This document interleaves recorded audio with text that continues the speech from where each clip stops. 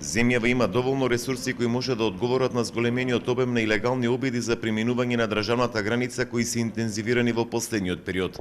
Вака одговорија од МВР откако 60 припадници на граничната полиција кај Гевгелија се во изолација откако нивен колега од Унгарија излезе позитивен на коронавирус кога се вратил во својата матична земја.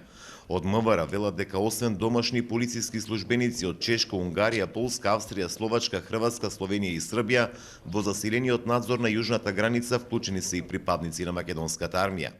Постојат доволни човечки и технички ресурси кои може да одговорат на предизвиците со зголемениот обем на илегални обиди за применување на државната граница. Би сакале да напоменеме дека покрај припадниците на МВР, гранична полиција, странските полициски службеници, во активностите за засилен надзор на јужната граница се вклучени и припадници на АРМА, се вели во информацијата од МВР. Од Гевгелискиот центар за јавно здравје вчера информира дека 30 на домашни и странски полицајци кои биле во заеднички простори со унгарскиот колега се во изолација. Тестирања дали се позитивни на COVID-19 ќе се прави и на сите други припадници на граничната полиција кај Гевгелија. Двете мисии, кои се броеле од некаде од прилика по 30 полицајци, престојувале во заедничка просторија во холот на сместувачкиот објект повеќе од 6 часа.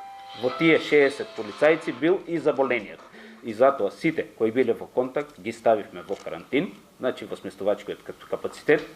Сметаме дека поради должноста која ја обавувале во заеднички патроли и заеднички смени со нашите полицајци, дојдовме за заклучок да направиме скрининг тестирање на сите наши полицајци кои се дел од граничната полиција. Некаде околу 150-160 полицајци заедно со странците ќе бидат тестирани во текот на овие 2-3 дена. Изминативе денови надлежните во земјава успеа да откријат неколку случаи на криумчарење мигранти кои легално ја преминуваат македонско-грчката граница.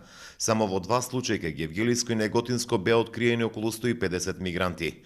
Министерот Чулев при последната посета на Струмица кажа дека последниот период мигрантите најчесто ја користат планината Беласица за влез во земјава од грчка територија.